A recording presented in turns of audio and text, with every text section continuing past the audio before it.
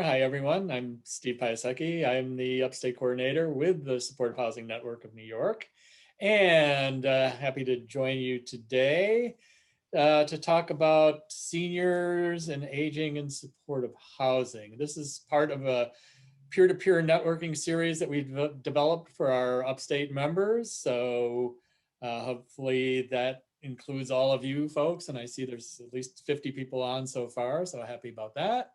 And just a couple of things to let you know, we want this series and to be an opportunity for our membership to get to know each other. The network serves a variety of different members that do different types of supportive housing. Certainly that has expanded and grown over time. About half of our member agencies are located outside of New York City, which of course means the other half are located inside New York City. And so feel free to use the chat for questions. We will give you ample opportunities to chime in live in person throughout this discussion. So feel free to go off mute and ask questions when those times do arise. This is being recorded, as you can see with a little dot up at the top there. And we will be circulating the recording to all attendees afterwards. So you don't have to feel obligated necessarily to take voluminous notes here.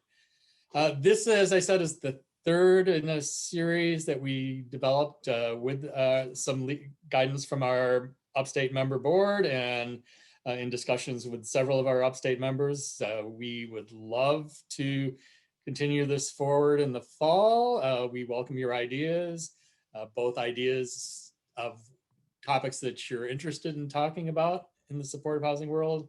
And for bonus points, also anybody that you have on staff or any experts that you want to put forward as being a possible presenter, co-presenter on relevant topics. So feel free to shoot us an email or shoot me an email about that, and that would be great. So let me just say briefly what we're going to do is do a brief round of introductory comments from the panel. And then we're going to get into a series of questions, but again, taking a breath periodically to field questions from you, the audience. So on our panel today, we have two interlopers from the aforesaid mentioned New York City, some of our greatest, earliest, and most prolific membership in the senior housing world is the organization known as West Side Federation for Senior and Supportive Housing, which we will be referring to as WSHFISH henceforward. And we have from WSHFISH both Cara Brussovansky and Stephen deMarco. Cara is the clinical coordinator at WSHFISH and Stephen is the associate director. Also joining us today is Sydney Kopp-Richardson, alumni of the network, so happy to say. And Sydney's moved on to greatness as the director of the National LGBT Elder Housing Program. This is with SAGE, and they are a national group. They do senior housing in various locations around the country. So welcome, Sydney. And leading off in terms of introducing herself and her program is Hillary Laird. Hillary Laird is with membership, one of our members here, DePaul. DePaul has done housing in a variety of different formats, literally all around upstate at this point, and are developing projects at a rate that's exemplary. So Hillary's the program director who focuses on the Frail senior ESSHI part of DePaul's portfolio. And she's, as I said, a program director. So Hillary, why don't you start off and tell us a little bit about DePaul and your work there. Yeah, thank you, Steve. So my name's Hillary Laird. I'm a program director from DePaul Community Services, overseeing our single site supportive housing programs. So a little bit about our agency, like Steve said, we offer many different levels of housing throughout New York State. So we have Office of Mental Health licensed treatment apartment programs. We have group homes. We have single room occupancy programs. We also offer affordable housing just for the community. We have scattered site supportive housing in upstate New York. It's primarily focused in Monroe County, Orleans, Wyoming, and Erie counties. We also have assisted living and an adult care sector. So that's in New York State and also North and South Carolina. And then finally, we have our single site supportive housing program, which we've expanded pretty quickly since about 2015. So right now we have 8 sites that are operational, and they expand from Erie County, located in Cheektowaga and Lockport, all the way out to Albany, which is our Clinton Avenue apartments. So how I came into senior housing, my background is in mental health, and I would say most of our housing does focus on serving those with a mental health diagnosis. But about in 2018, we opened up our first program. It was an ESSHI program out in Perry, New York. So that's Wyoming County. And we started to serve the frail elderly population through ESSHI, or what we call our 55 and over population. So since then, after Perry, we opened up a site in Leroy, New York, focusing on this population. That's in Genesee County. And we just opened up a site called Apple Blossom, which is in Cheektowaga or Erie County. And we are looking at opening our 4th site that has works with the 55 and over population in Albion, and that's in Orleans County. And that's going to open in October of this year. I've kind of evolved into my work of working with seniors. Great, thanks, Hillary, and we'll be getting back to you in just a second. Next, Cara, if you could introduce yourself and tell us a little bit about your work with Wishfish, that'd be great.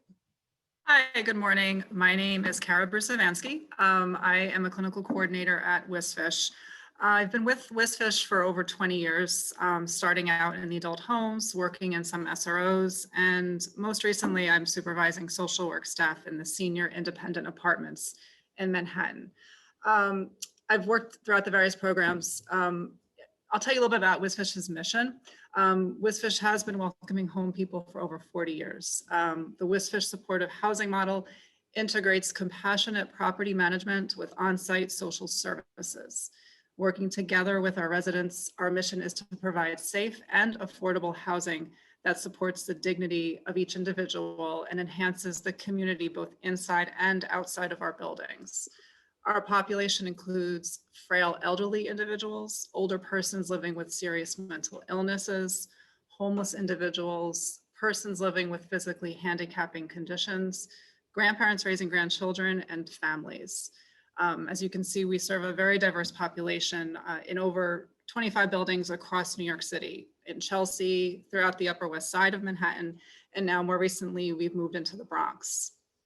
We have independent senior apartments, senior centers, single room occupancies, SROs, adult care facilities, and we have 1 transitional shelter.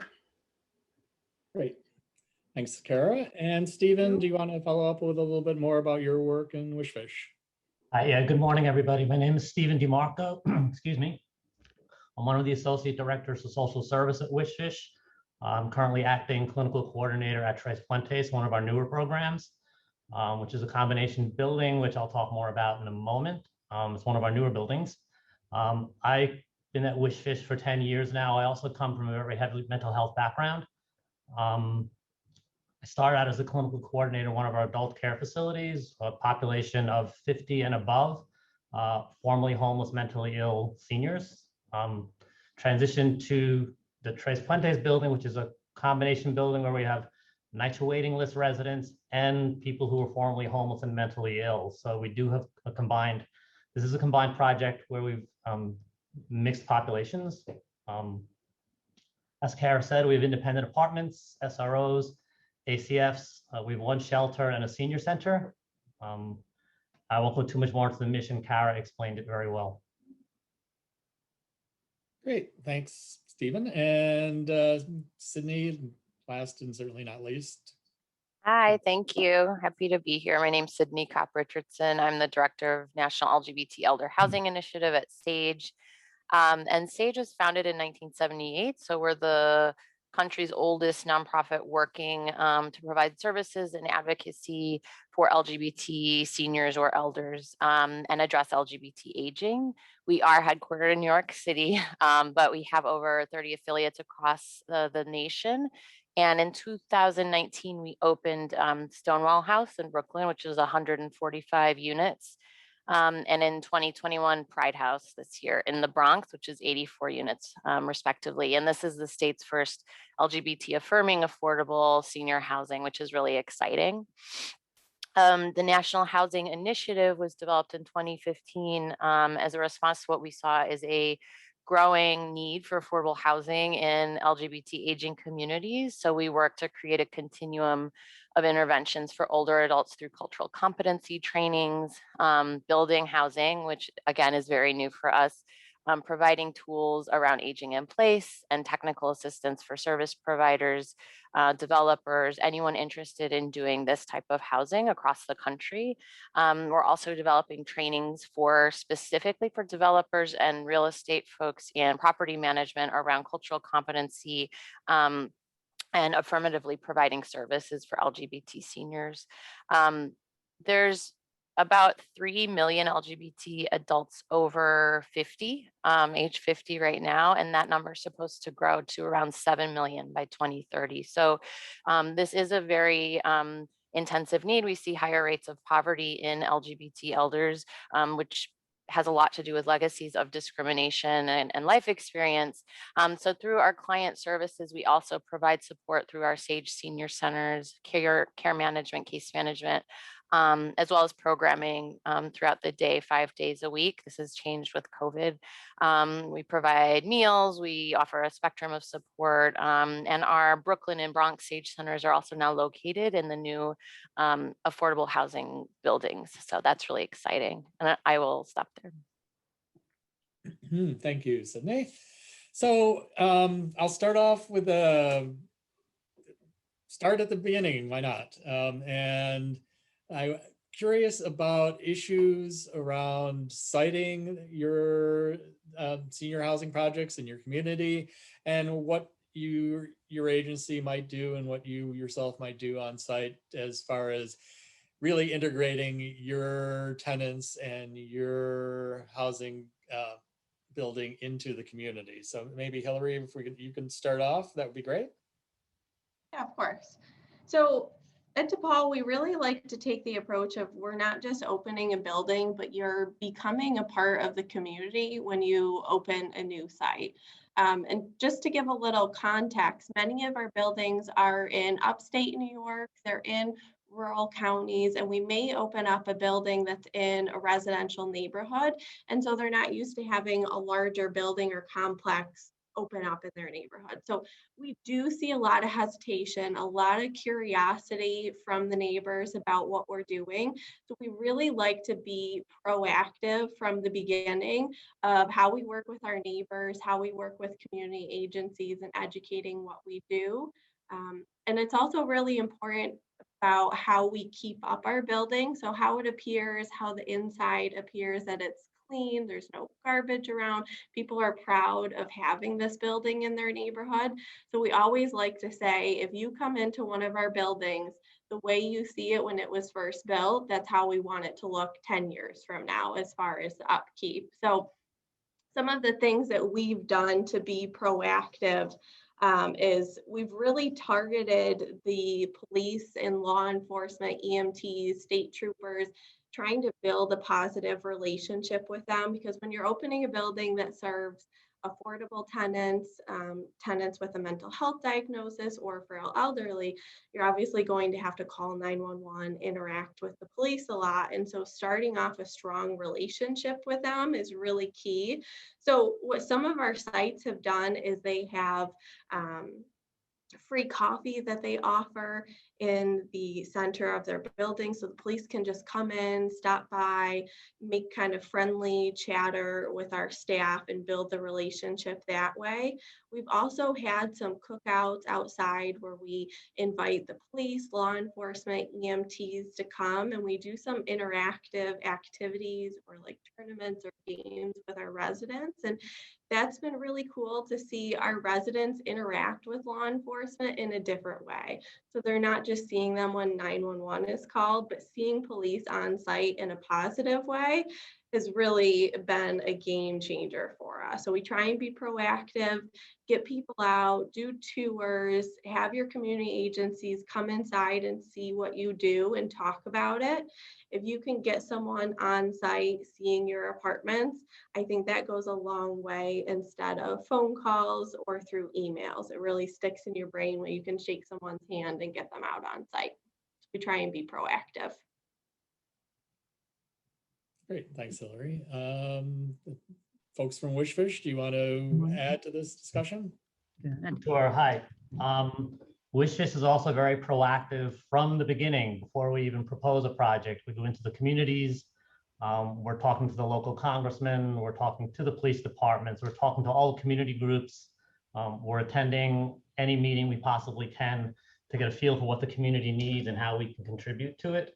An example is the building I'm based in right now, Tres Puentes. When Wishfish became the property manager here, it was just one building called Brinkman Court. And once we became the property manager, senior management went to the community and really did outreach to get a sense of, well, there's other property around the building that could serve as affordable housing. And we got the community to buy in, and we built these 2 new beautiful buildings, which we opened up 2 years ago.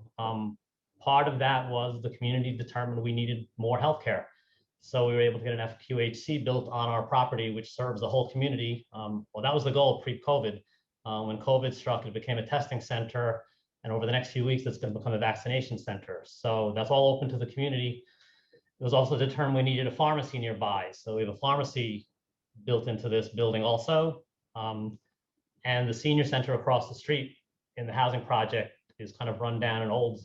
So we built a senior center here also. So throughout the process, in the beginning, Wishfish is in the community, talk to everybody, getting a sense of what is needed before we get going. Once the buildings are up and running, we make our services available to the community where we can. So if someone were to walk into Brinkman Court or Tres Puentes and say, look, my SSI was turned off, do you have social service staff that can help me? They'll direct them to our social service staff and it will help them. So we continue our outreach and we're available to the community. As Hillary was saying, we think we serve a bigger purpose than just to house our residents. We are a community organization. We need to serve the community, and for them to really accept us fully, we need to feel, or they need to feel like we're part of them and they're part of us. Great, thanks, Stephen. Cara, anything to add? No, Stephen summed it up quite nicely. Great, then we'll shift directly to Sydney. I think, the process for us was very similar. We're a much newer organization in terms of providing housing. So a lot of outreach and a lot of community engagement was really important from the beginning. Connecting with elected officials, connecting with groups in the community, as well as LGBTQ specific organizations, places of worship. I will say, in terms of the process of this is not directly about siting, sorry, but I was just thinking about how to get tenants and the kind of community organizing piece at the very beginning. We did a lot of intentional outreach and organizing through our network of participants at our SAGE centers, at community centers, like I said, places of worship, partnerships with electeds, because you cannot build LGBT exclusive housing under fair housing law. You really, if we want to reach deeply vulnerable LGBT seniors, we really needed to find out where they were and get this information to them about the process from the very beginning, to make sure that LGBT seniors are applying through the lottery process. And the siting, particularly with Stonewall House, it involved NYCHA relocation, and that was very kind of complex. So I'm not going to get into that right now, but yeah, that's what I would add. NYCHA being the New York Our Housing. New York, yes, the Housing Authority. Everybody should know that acronym, right? So I want to open up for questions. I see that someone is asking if everyone that's represented here defines seniors as 55 and older. I suspect there's a range. Does anybody want to like take a stab at answering that for your own organization? How old do you have to be a senior, I guess is the question. And the answer is 1 year older than I am right now, whenever that is. Go ahead. Yeah, go ahead.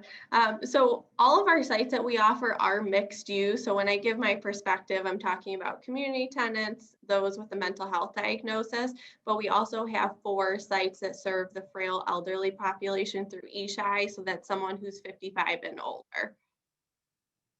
Great. And Wishfish, are you generally 55 and up? Generally, yeah. Some of our buildings are 62 and above, some of them are 55 and above. We had an issue a couple of years ago. We weren't getting enough referrals, so we actually got permission from the OHMH to lower the age in one of our buildings to 50 and above. So typically it's 55 and above. Some of the programs are 62 and above, and in a rare instance when we couldn't fill vacancies, we were unable to lower the age with an exception, with an exclusion every year. Great.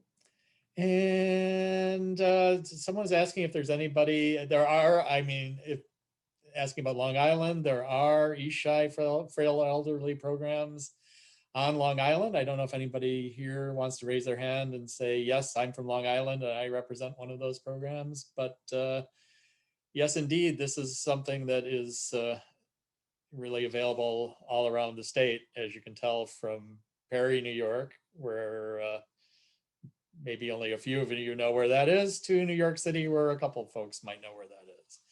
Any other questions? If you want to go off mute and ask them about this topic, by all means. And Sydney weighs in and says 62 is the age that they're working from. So, any questions from the group? Don't be shy. Hearing no one. This is always the way it works. I'll keep trying. Feel free, either in the chat or using your voice, raising your hand. Sydney started us off down the road of where referrals come from and how they get to your doorstep. Stephen, you commented too, but talk more in detail about how you fill your apartments, maybe both on the affordable side and in terms of the frail elderly specifically, which is very important to find out more about. Where are frail elderly referrals coming from and other referrals to the building? Stephen, you want to go? Use your own screen. You're on mute. I'm muting. Hi, so Wishfish has 25 buildings and the referral and intake process for each one of them is different depending on the program. Frail elderly, we are really just beginning to get into that now. Most of our referrals for there would come from hospitals. We've had some referrals from nursing homes, shelters. The frail elderly, for the rest of our populations, for the affordable housing, it depends on which program you're in. If it's one of the independent apartments, it would be the NYCHA waiting list at this point for us. At least in the program I'm in, Cara can speak to some of the other independent apartments that actually do have their own waiting lists where people would apply to get into the program. Our adult care facilities, we get most of our referrals from shelters, hospitals, psych centers as well. Yeah, Stephen was saying at Wishfish, it depends on the program. It depends on the program type. And I can speak to the senior apartments. In the senior apartments in Manhattan, each building maintains their own wait list. The wait lists many of which have been closed for many years due to low turnover.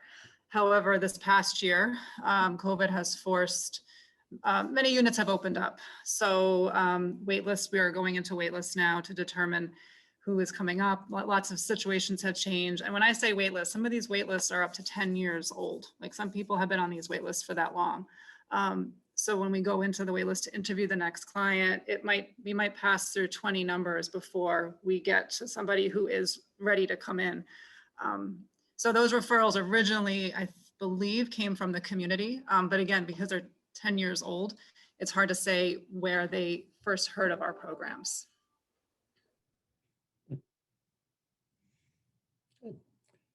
Let's see, Hillary maybe, or Sydney?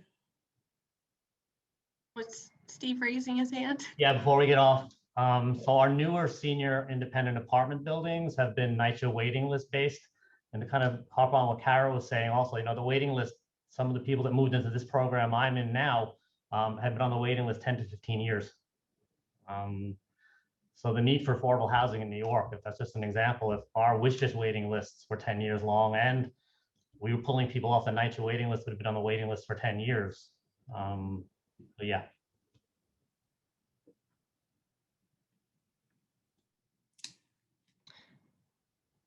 So in upstate New York, when we're serving the frail elderlies, that's someone who's 55 and older and also homeless or at risk of homelessness. So like I talked about before, a lot of our buildings are in rural counties.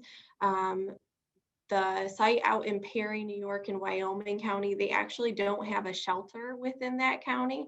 So if anyone's on the call looking of opening up these buildings, I would recommend starting your outreach and marketing really early because the homeless population looks very different in upstate New York. So that could be somebody who's couch surfing, staying with their family, living in transitional housing in the hospital. So there's a lot more outreach marketing network that goes into finding people who are appropriate for this level of housing. So we've had to do a huge marketing initiative to get our name out there, educate people on what we do and get referrals. So I can't say that there's one specific referral source that really works for us.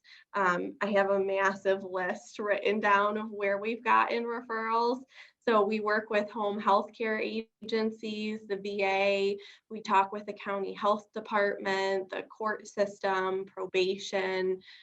We do presentations with the county DSS to see where they're paying for motel or giving out a shelter allowance for someone.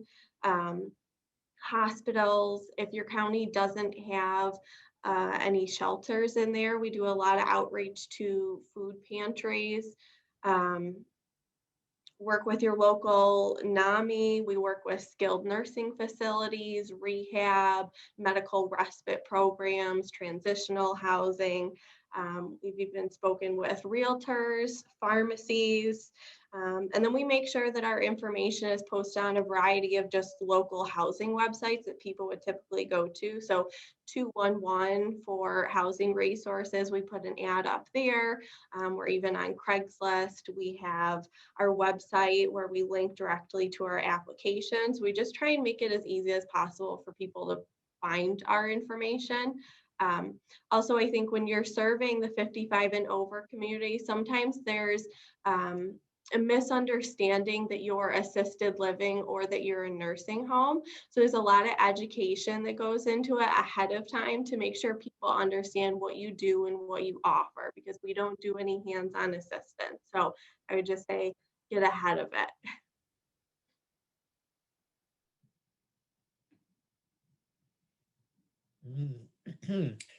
Hillary, I noticed in the chat we have a question from Laura Mashu, and she's asking, not only is she our executive director, hi Laura,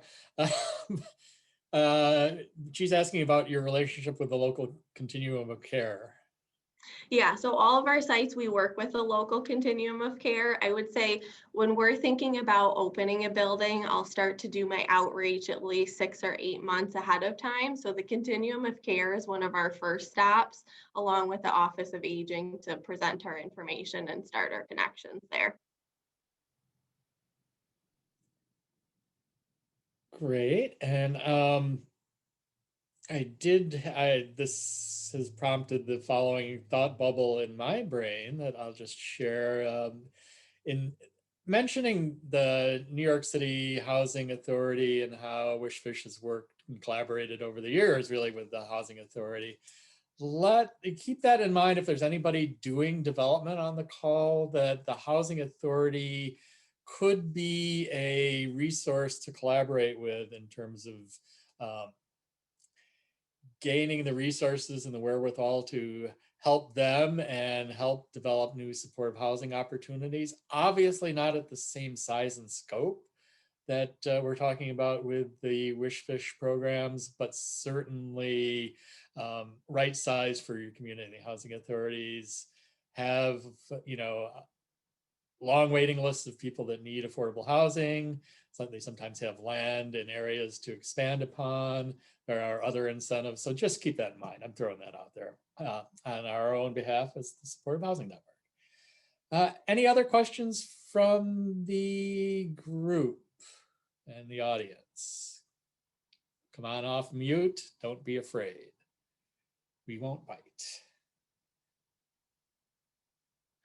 Somebody's going to break the ice. I know it, but maybe it's not on the. So anything else, Sydney? I think do you want to say anything about your intake and referral process that you haven't already touched on? I think I touched on it. You know, we are newbies and we only have 2 buildings, so we're learning like very much as we go right now. And you know, the referral system has been a general lottery system, as well as for our Brooklyn residents, referrals from the New York City Housing Authority for NYCHA relocation, as well as referrals from shelter. And I can talk a little bit about that later, but so it's a combination of general lottery and shelter referrals and NYCHA referrals, which also speaks to the kind of complex cultural competency required for, you know, the kind of integration of communities. But like I said, the really intentional outreach and organizing, and, you know, accessing folks at our SAGE centers, our array of program participants, and really educating people on this as a resource has really been our method. Super. I see another question in the chat, which I will read from Joshua. Other than eligibility criteria, could you speak to how supported housing for supportive housing for the elderly differs from other supportive housing programs? Am I getting that right, Joshua? How does supportive housing for the elderly differ from other supportive housing programs? Anyone want to weigh in on that? Hoping somebody. I'll go ahead. So what we've learned is supportive housing for the frail elderly population is very similar to serving those with a mental health diagnosis, and that there's a lot of overlap, because anytime you're serving someone, you want to come at it with a person-centered approach and figure out what they need and what's specific to them. But in terms of what's different for the elderly population, we really put a strong focus on medical and health services and make sure that we're screening when we first meet with them to see if they have a primary care doctor, a dentist, any other provider that they need. And then as soon as they move in with us, we follow up and make sure that they get linked with that and that they're attending those appointments and help work through any barriers that they have to accessing those services. Also, what's different is the services you may put in place to help them. So that could be a home health care agency. It could be looking at their apartment to make sure that there's no fall risk. It could be accommodation. So it's just kind of different services that you would put in place and to help them. I can speak to that with regards to our senior apartments. Our senior apartments are for persons 62 and over. And younger persons with physically handicapping conditions. In one of our sites in particular, I've had the fortune to work in the building since the beginning almost. And so I saw the population come in their mid to upper 60s. And the need at that time was activities and very limited social service needs. I mean, these people were just coming and going to their own appointments. We were on site 4 hours a week. And that was it for social services. Fast forward 15 to 20 years, we have home health care, home attendants coming in daily. We provide more community-based activities, more social hours, more bingo, more internal activities, and definitely much more work with the home care agencies. So, over the course of time, the needs shift depending on the population. And in our independent apartments, we can have somebody who still has a job going out, and we can have people with 24-hour home care. So there's a really big variety in supportive housing for the aging.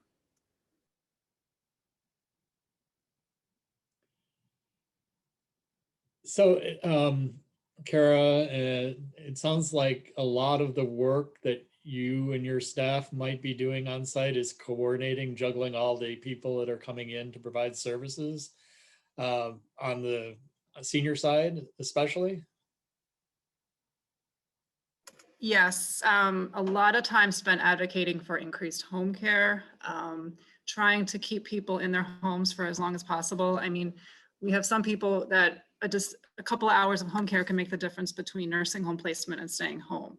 And lately we've seen they don't do 12-hour shifts of home care anymore.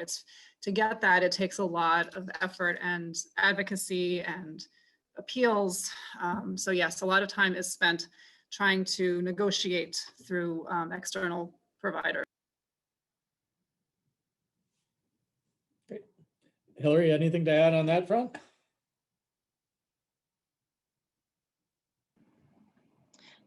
From the perspective of upstate New York and again, rural counties, one thing that we kind of struggle with is availability of aid services. So we do a lot of networking ahead of time to introduce ourselves to the home health care agencies, but they may just not have available aides in the county. So that's something that we spend a lot of time kind of advocating, see if we can find a family or friend who wants to do the aid service for them. Interesting. I suspect that finding aides is a ubiquitous problem everywhere. Stephen? Can I chime in a sec? Sure. So one of the ways that WishFish has gotten around, so they've been cutting 8 hours pretty consistently over the past few years. We very rarely get an increased hours. So one of the things we've been really pushing at WishFish is cluster care.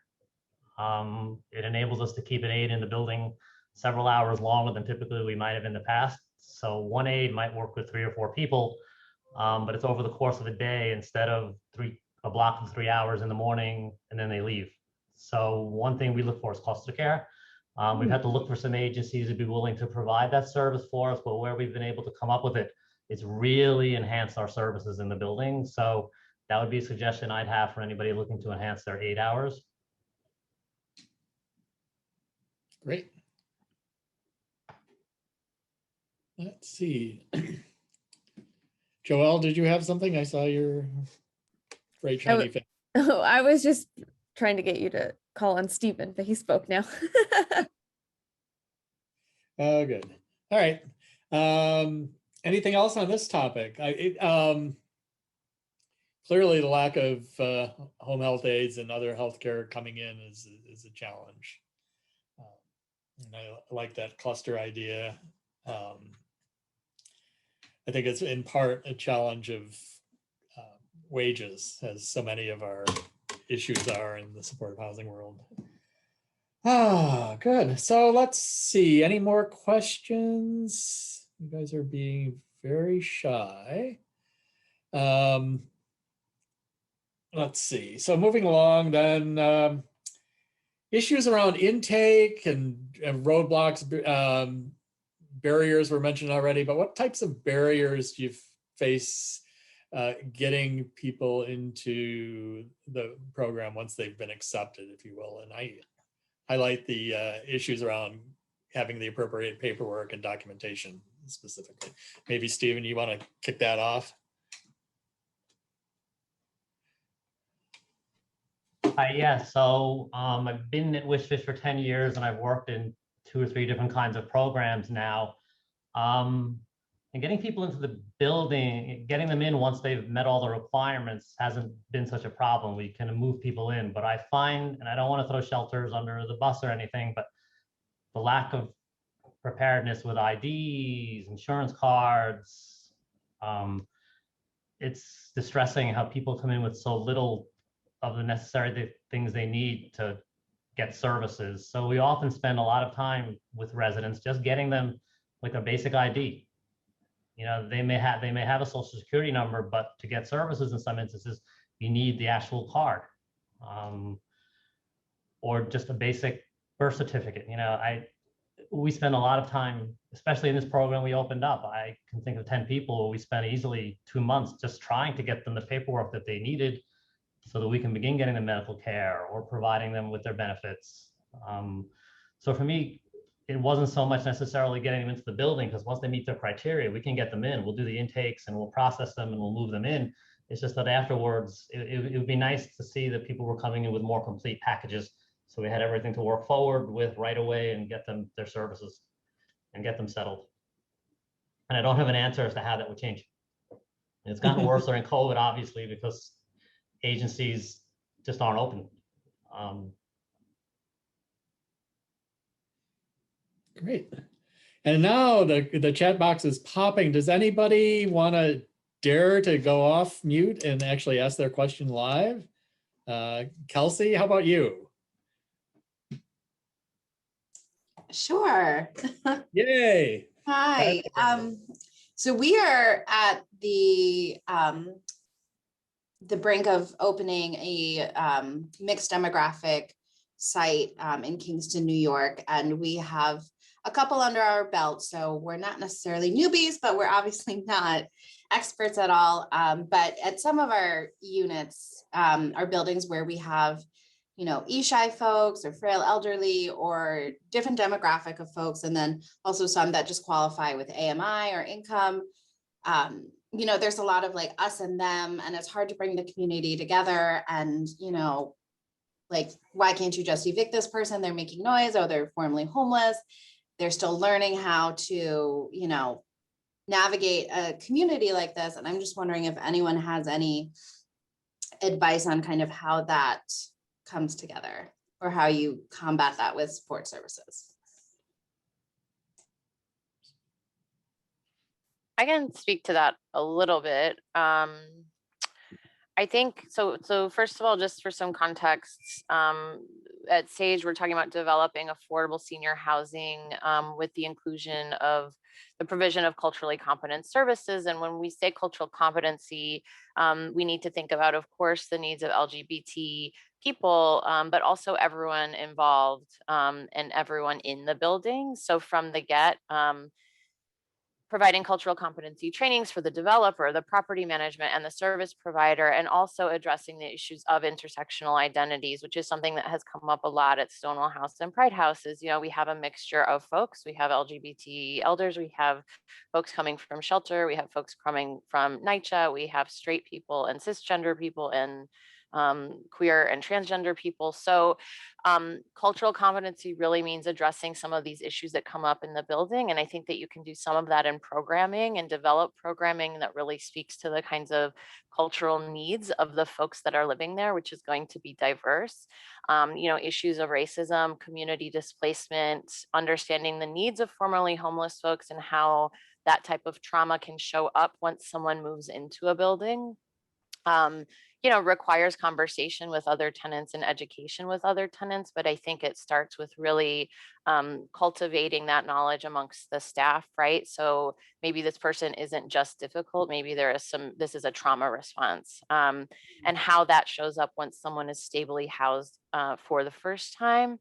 Looking at the needs of monolingual tenants, understanding aging processes, and thinking about the integration of diverse communities. So it really is about creating an affirming community of peers and allies and people that might not be peers and allies, and creating spaces for folks to come together around that. And I think that a lot of that education starts with the staff.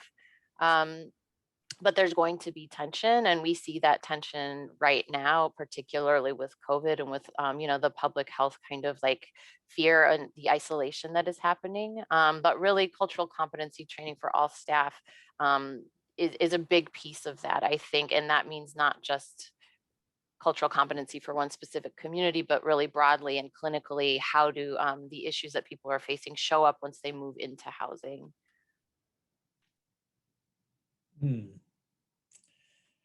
Oh boy, that goes deep, and trauma-informed care too, right, Sydney? And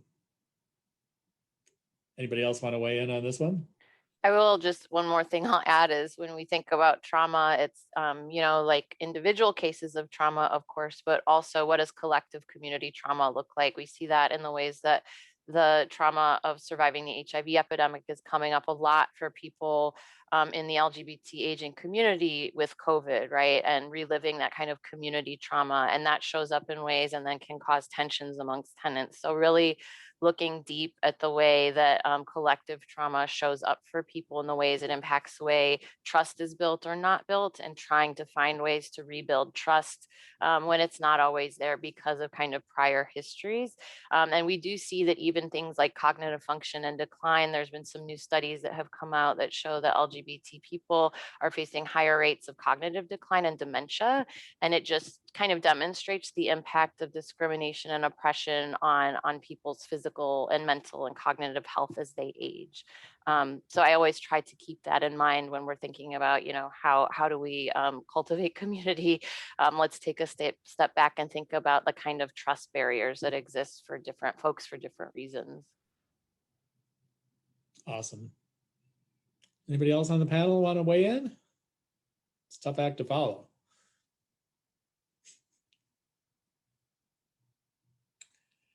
Seeing no one, I note, does anybody from Plattsburgh have a question that they want to ask out loud?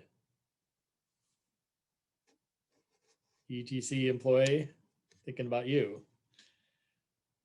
Nope. Rats. Thought I was on a roll. So ETC employee, to be named later, is wondering about issues on intake around clients with bad credit. This might be more pertinent on the affordable side. And also if anyone wants to address placing people in housing that have a criminal record.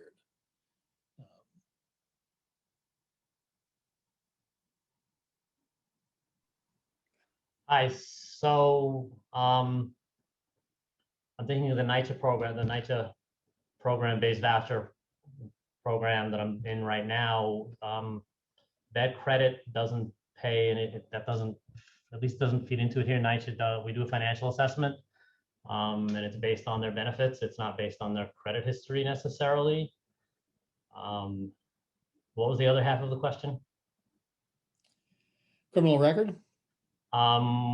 We don't discriminate at WSFISH regarding criminal record. Typically, for the NYCHA buildings, there's a criminal background check that NYCHA performs. The WSFISH generally hasn't discriminated based on criminal background. Mm-hmm.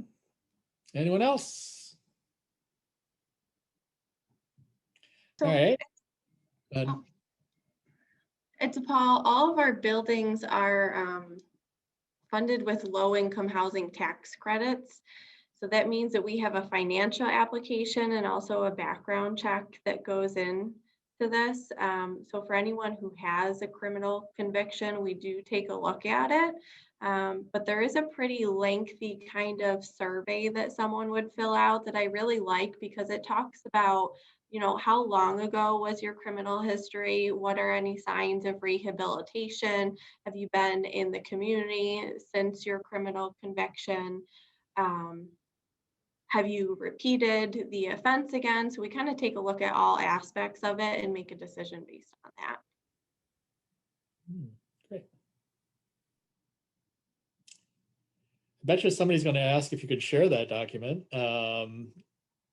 If not, if not right now, because it's too hard to throw it in the chat, then if you send it to us, maybe we can circulate it. That would be great.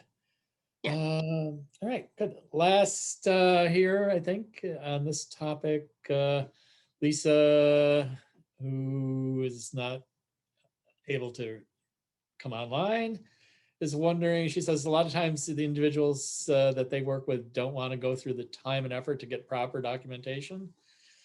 So how do you guys deal with that? Suggestions, ideas, how to motivate them to get their documentation? The only suggestion I think of is that it isn't just about placing them in an apartment or some sort of housing unit, and that once they get there, they're going to need a lot of this documentation anyway. We needed to help them move forward. It isn't just that we want to inconvenience them now to get the paperwork. It's when they come to us, we're going to be asking them the same questions and trying to get the same paperwork anyway. So maybe motivate them by saying, look, you're gonna have to do it on the other end anyway, and it'll enhance your ability to get services more quickly if we do it now. Great. And maybe even get paid, right? Excellent. Well,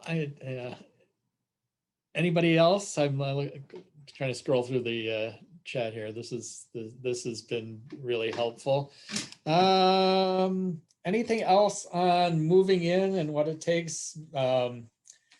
Any other kinds of barriers that you need to overcome?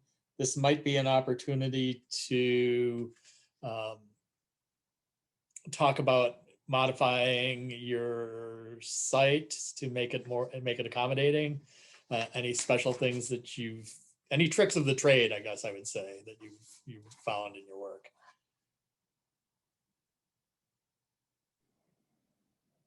I can talk a little bit about our intake and screening process and things that we've seen work out well or things we haven't seen work out well. So one thing that we've really learned is when we screen people for our 55 and over program and we ask them questions about their daily living skills, what they're capable of, what we're not capable of, we see a lot of people who want to tell us that they're capable of everything. Because they feel like they have to have all of their skills in place in order to be accepted. So we really like to set up the screening with a lot of education of what we do, and it's okay to have a deficit in the skill. We'll help you get an aid in place if you need help with this. You don't need to be independent. So making sure that you're setting up the screening in terms of the resident feeling comfortable to answer questions honestly. Another thing we see with just starting to work with the 55 and over and aging population is we want to make sure that we are screening people and admitting to them our program, and that they're a good fit so that they don't need a nursing home, they don't need assisted living. And we're not clinical workers, so we're not able to do like a PRI assessment and make sure that this is the exact level of care. But we do focus a lot of questions on ADL, skill level, what do you need help with, ambulation, so seeing them in person. Do they use a walker? Do they use a cane? Are you able to go up and down stairs? Making sure you're asking all of those questions. Ask about any memory, dementia concerns, any sort of mobile, adaptive medical equipment that they may need. And then after the screening, make sure that you follow up with maybe a family or a friend to verify that information, so you know that the information's accurate and you're not getting someone who may need a nursing home.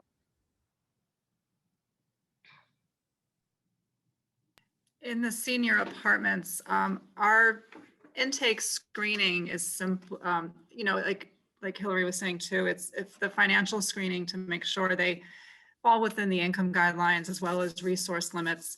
But other than that, we really have no reason to, if they meet those requirements, we are not in a position to turn them away.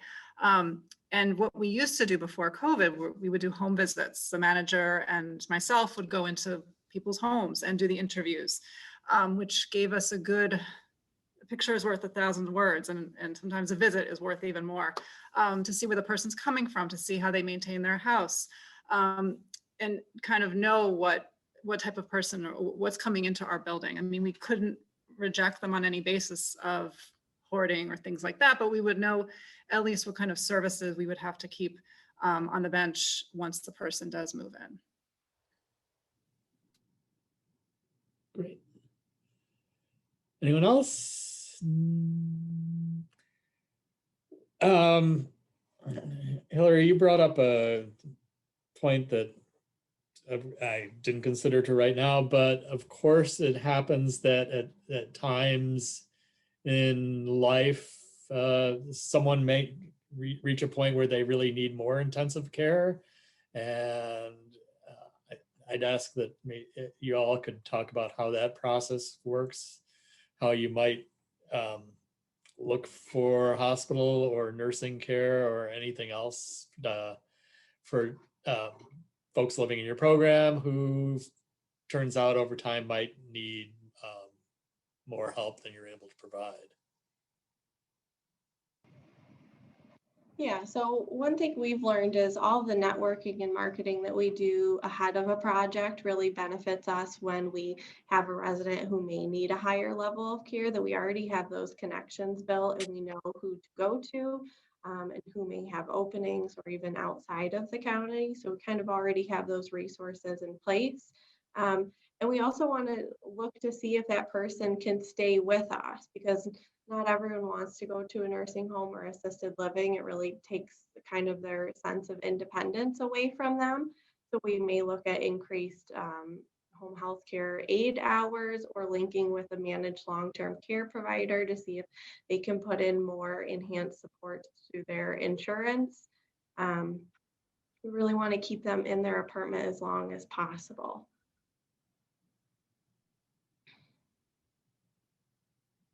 Would you like me to talk about accommodations at all? Oh, we missed that. Sure, please. Okay. So one of the things that we've done in our buildings that we offer to all of our residents is we have laundry rooms on each floor. And sometimes there's residents who have a hard time picking up a laundry basket and walking it to the laundry and bringing it back. So we offer just rolling laundry baskets. We pick them up off Amazon, but that's been a huge help for somebody who may have recently had a fall coming out of the hospital. They're still able to do their laundry. So we offer that, no charges in the laundry room. Same thing with groceries. So we will offer just like rolling grocery carts that people can borrow from us. So we try and offer as much as possible on site. And then in our apartments, we make sure that we offer a variety of different accommodations. So we have handicap accessible apartments. We offer tubs or walk-in showers that have kind of fold down chairs, but also shower heads that are detachable. So if you have somebody whose mobility is kind of declining, that they can remove the shower head and still continue to bathe them and not have somebody come in and help them. So it just kind of increases that time that they can be as independent as possible. For somebody who has a history of falls, we may talk with them about getting a life alert monitor or even any medical conditions. So making sure that they can call someone and they're notified if they need to go to the hospital. We always work with our local Office of Aging and kind of learn about their resources because they have so many resources. There's a lot of like free transportation for elderly, food program, Meals on Wheels. And we're also always checking our site for any fall hazards, especially around holiday times when you're thinking about putting up decorations and trees and the cords that connect to the tree to light it up. Just make sure that you keep in mind you may have people with wheelchairs and canes, so that everything's accessible and there's no fall risks. Anyone else on this topic? Yes. Hi. So in Wishfish's newer buildings, we don't have tubs. We have walk-in showers. The showers do have the removable shower heads also, and the capacity to put a seat in if somebody needs the seat. The doorways are a little bit wider in these apartments now, so that if somebody were to need a wheelchair or a walker, they have the ability to use the wheelchair or the walker. And we also have some units in the newer buildings which are vision impaired and hearing impaired units as well.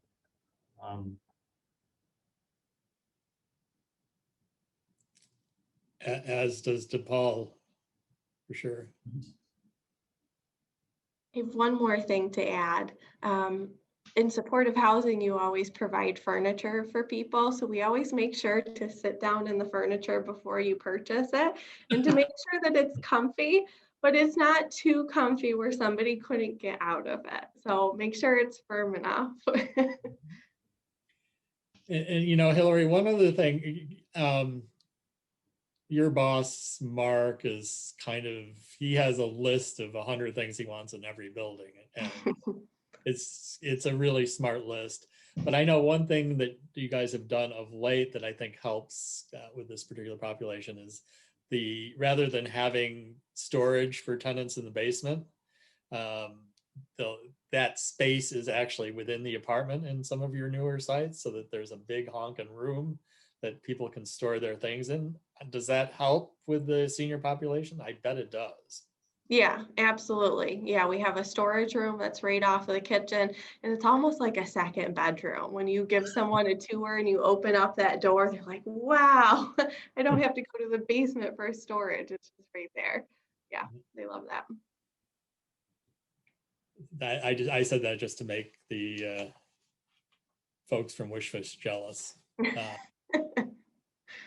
Great. Looking for more questions. Throwing it open to anybody that is brave enough to come off mute at this point. Now is your chance. We're closing in on 28 minutes or so left in this discussion.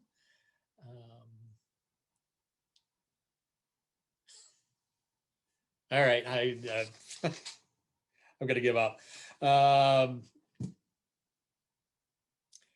So, couple of different ways to go, but if I could lean in a little bit more, Sydney, to what you were saying, and can you talk a little bit more about creating a inclusive community, and maybe that doesn't stop at the walls of the building and permeates its way out to the larger community, but certainly within Sage buildings, what tricks of the trade can you share? Yeah, so I was just actually talking with Kelsey about community agreements, and I'll take a step back in a second. But I think sometimes when we're thinking about how to set culture, we often think about policies and procedures, which are incredibly important, but also how do you set the culture and the tone of a building? And one kind of tiny tool that can be a way to identify that is just setting community agreements. It's not a legally binding document, but it's something that says this is what we agree to by being in this space, like anti-racism, anti-oppression. This type of behavior won't be accepted. This is an affirming place for LGBTQ people, etc. And it really is something to point to if there is tension amongst tenants, especially around like integrating diverse communities. It's something that can be on, the wall spaces, and it is a tool that can be helpful in having, kind of hard conversations around what kind of behavior is acceptable and not. But I will take a little bit of a step back and just say that, people sometimes think that this is LGBT affirming housing is too niche, but what we have seen is that there's definitely a need, and there's a need amongst seniors, and there are many LGBT seniors, and there's this kind of stereotype that there are not. What we see is a lot of LGBT seniors going back into the closet when it's time for them to enter nursing homes or aging care facilities because they feel scared to be out. And some of the most identified challenges we see with LGBT older adults is around their housing or their medical care settings. And so issues around economic insecurity.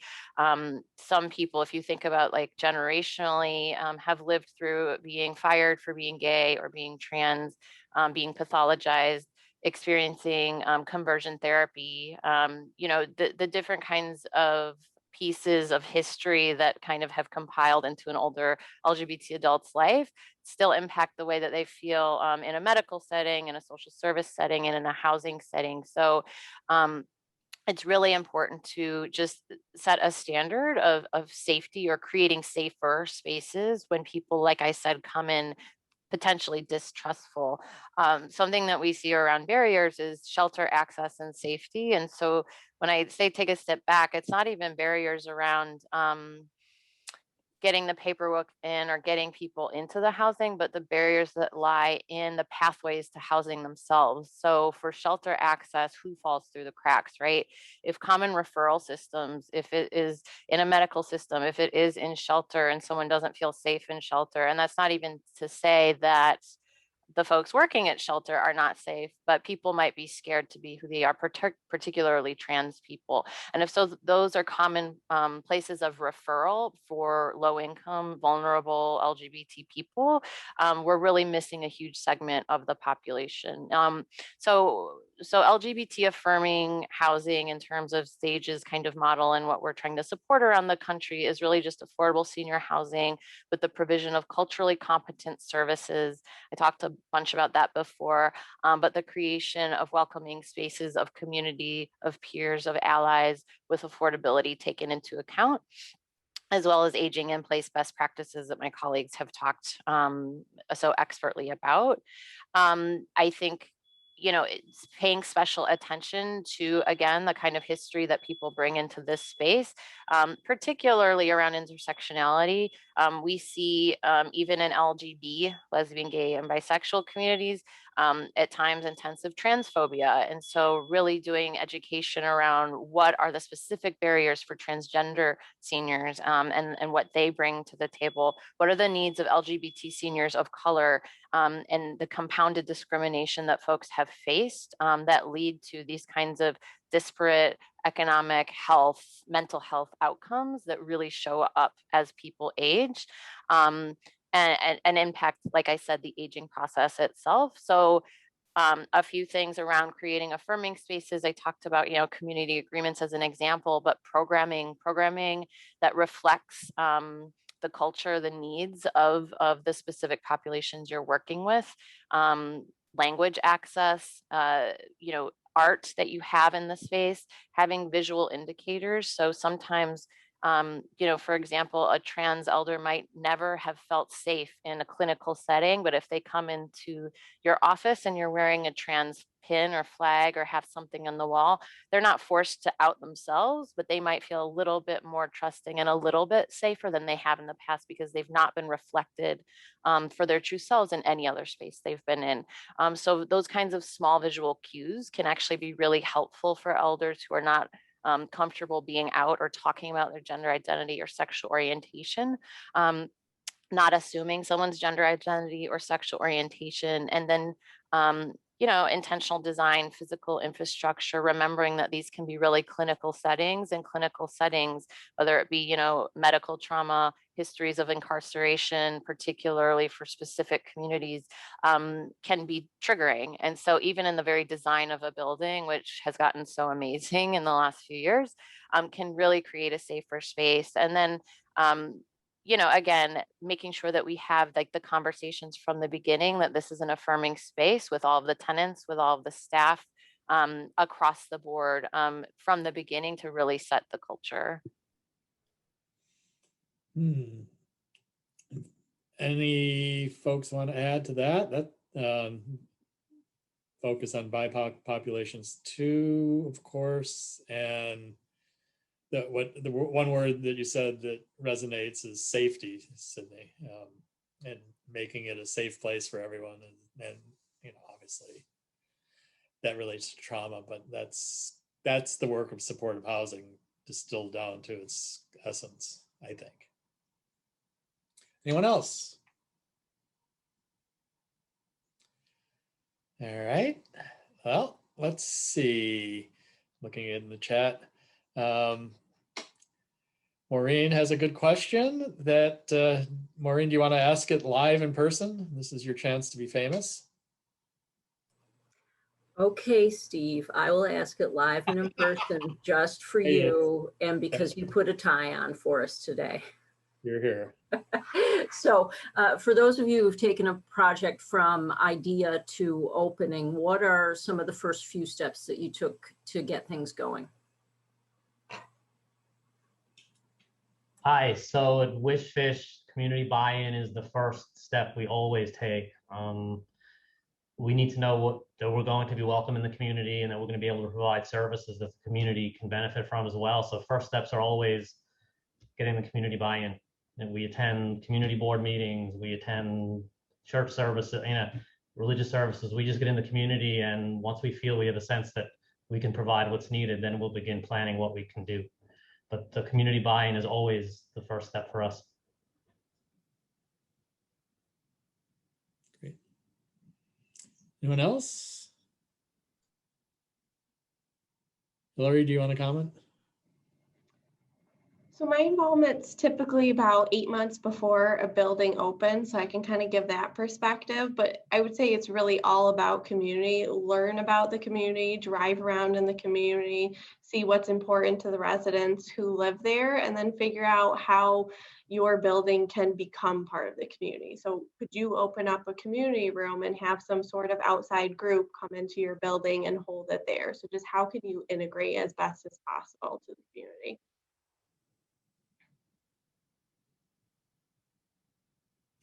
I would agree with that, and I would just add like the capacity to create linkage agreements or just linkages with established community groups, I think can be really helpful, particularly if people perceive you to be new or doing something new and coming into a community, looking at who has been doing this work and has a deep presence, and connecting with those folks can be really important in building trust too.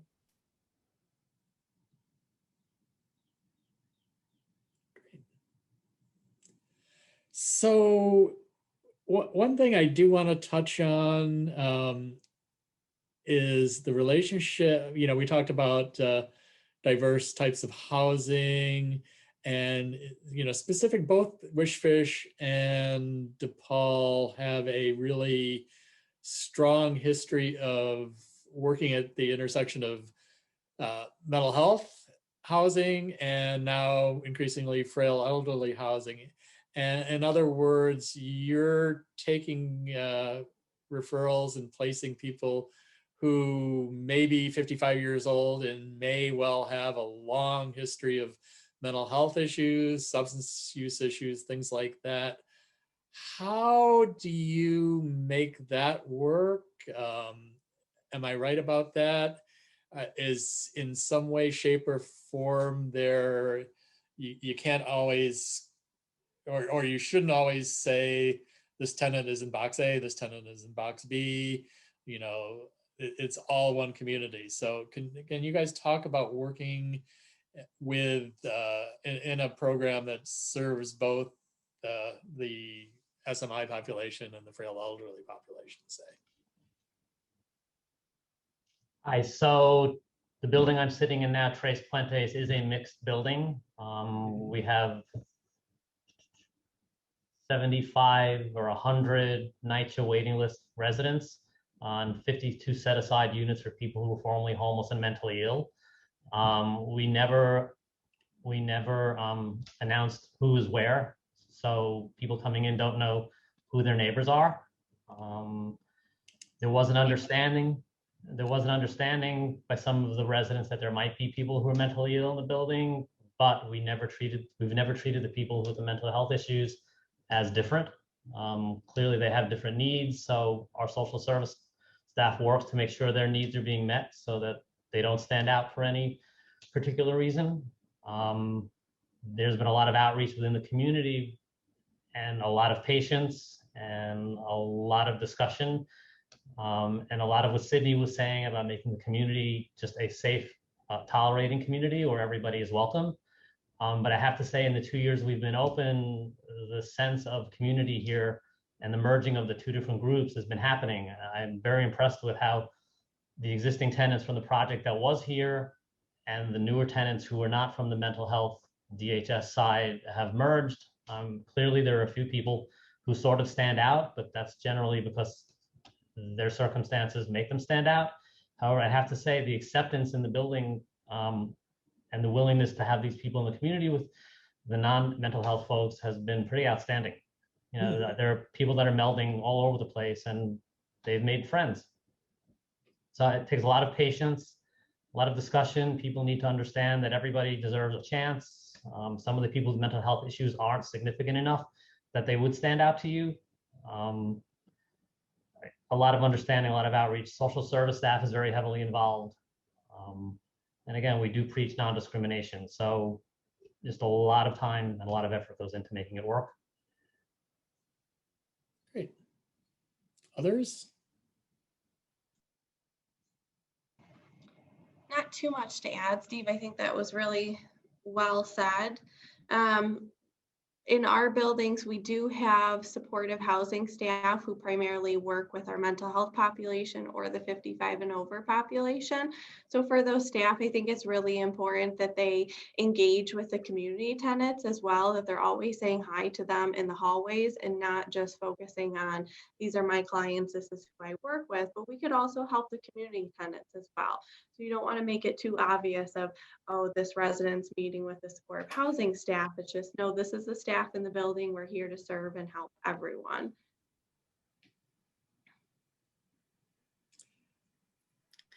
And in the senior apartments, there's a mix. We don't know who's coming in, and we don't ask for any mental health screenings. We don't do that in the independent senior apartments.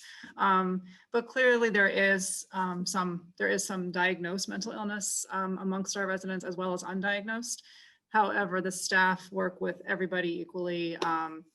You know, some residents might need more of our attention than others, but and some, like Stephen said too, some whose conditions might make them stand out more. However, we support all of our residents equally and try to get them the access to the services they need in the community. Some have services coming on site, but the majority we help to connect them to the services they need within the community. Thank you, Cara. Can I ask, I know we're winding down here and there's about 14 minutes or so left in this excitement. Cara, can you just briefly tell the group about the grandparents program that I so love? I know you don't have a strong connection to it, but just a brief commercial message, because I think that's such an outstanding and underutilized model here. Yeah, I don't personally have all that information, too much information about grandparents. It opened up several years ago and is, I believe, the only program or one of the only programs around that does serve grandparents raising their grandchildren. But honestly, I don't have all of that much information to provide and share on the program. Sorry. I'm sorry. That was not on my official list of questions, so I thought I throw it out there in case anybody's interested. I guess they could follow up with me and I could connect them to the program director there for more information. Yes. For sure. So I can do two things. I can once again try to flog the folks on the call that might want to ask a question. Now is just about your last chance. Going once, going twice, then I will throw it to the panel and say, is there anything that you want to say that we haven't touched on? Any parting thoughts, anything that I missed? Cara, you're up. Start with you. Since you're on I just would love to briefly discuss COVID since it's been omnipresent for the past year and a half, and just highlight a few of the things WSFSH has been able to accomplish this past year. The many challenges that we faced, everyone, all of us on this panel has, and in this Zoom has faced, about stopping the spread within our buildings. It has been a tremendous challenge, especially in our programs that have residents in shared units as well as shared common spaces. We were very fortunate to have proactive executive leadership that held frequent and early conversations with city officials as well as state officials and helped relocate several programs to hotels to mitigate the spread. We saw very high rates of COVID spreading early on. We made significant programmatic shifts where we secured tremendous amounts of PPE. We installed hand washing stations in lobbies. We made immediate and strict changes to our visitor policies. Another thing we did to help stop the spread of COVID was testing. We were very fortunate to have access to on-site testing early on. It was in fact mandated at our adult care facilities in May. And our director of clinical and social service advocated for this for all buildings, and we were able to get this in our senior apartments and other sites. And it made a tremendous difference to have on-site as well, on-site testing, because residents could just come downstairs, get tested, as well as our staff. And even more importantly, we realized home care workers who were coming in from the outside, many of whom work with multiple clients in the community. We found high rates of COVID spreading amongst homebound residents who don't go out, and their only contact was their home care worker. So having that on-site testing helped us to more readily reach our community of residents and staff. One of the other issues was isolation and loneliness. Many of our programs, everything shut down. The city paused, the state paused. We were able to tackle and address loneliness and isolation through technology. In some of our programs, we were able to provide iPads, which staff were able to assist residents to have access to medical providers, telehealth appointments. Staff found creative ways to host activities and doorway bingo. We partner with programs to provide food boxes. And one of the major initiatives we developed last year was our call for support, where we enlisted our community of supporters to provide monetary and in-kind donations. And we literally built resident care packages, which were literally bags of household supplies, personal care items, snacks, and activities. So it was able to, and we were able to deliver 1,800 of these packages across our sites to help our residents while they couldn't get out to stores and they had limited contact with family coming in and out. Lastly, one of the challenges we faced was communication. It was critical to have communication, was also a challenge. Many of our staff were remote, many of our staff were on site, and we had a big bulk of our staff at the hotel. So our IT department ramped up. We were able to hold Zoom meetings and Zoom calls to communicate within and among departments. Our executive leadership, again, being very proactive, created online toolkits for access to reference materials. We developed communication mechanisms which allowed for accurate tracking of COVID-related issues in our programs. We started, like I said, the interdepartmental Zoom calls. And the last big challenge was the vaccines.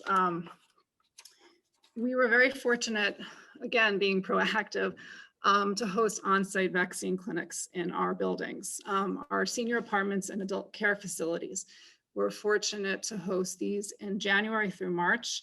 Our social work staff worked tirelessly, one-on-one outreach to apartments to address vaccine hesitancy, to provide information.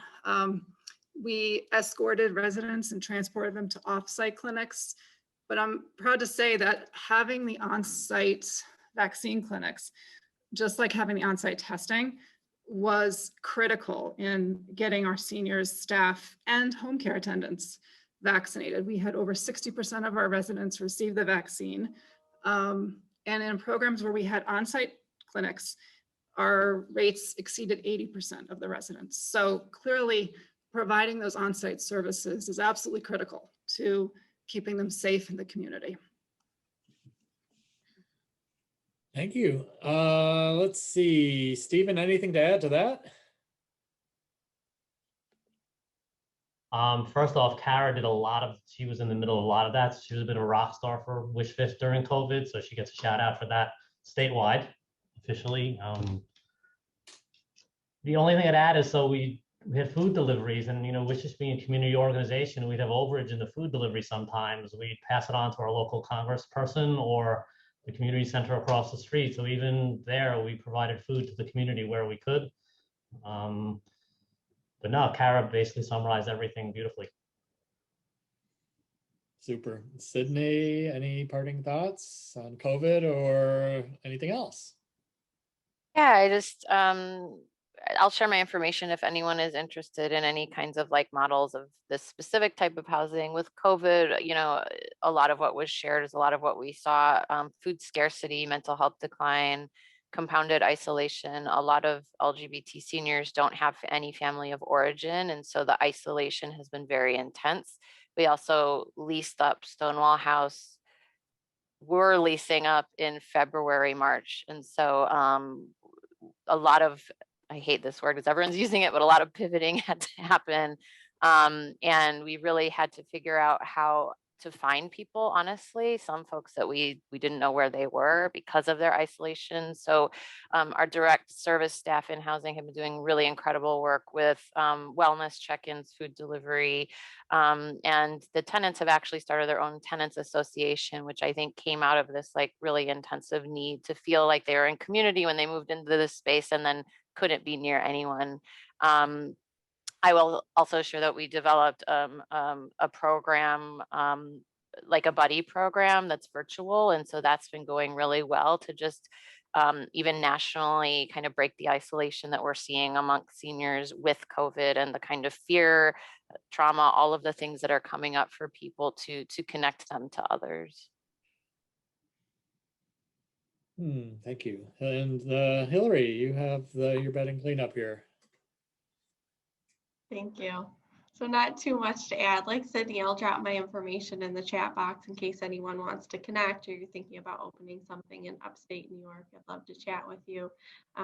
In terms of COVID, not too much to add, but something we've recently seen, which I'm really excited about, is we've had many people who have been vaccinated, but still a few people who are still hesitant. And with the opening of walk-in clinics, we've seen some change with the people who've been previously ambivalent or maybe didn't want to consider getting a vaccine, now going because it's convenient, it's close by. So that's really exciting to see on our end.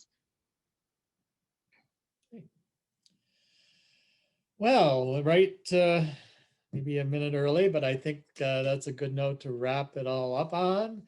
I'll remind everybody to certainly pay attention to anything incoming from us on future training opportunities, but be proactive. Send me an email about what you're interested in hearing.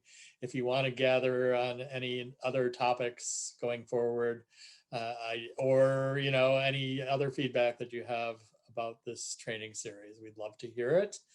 We will be following up with you all as well and asking more formally for feedback. I guess I can turn it over to Joelle. Is there anything I've forgotten that you want to bring to our attention? You said it all. Yeah, thank you so much. Thank you for joining. If you joined other ones in this series, thank you for joining those as well. Thank you to our speakers. You were all amazing. Really appreciate your time. And yeah, we will be sending these follow-up items. So open them, read them, fill them out, engage with us. And we hope that we can, continue to put on these trainings with you guys. Yeah, thank you.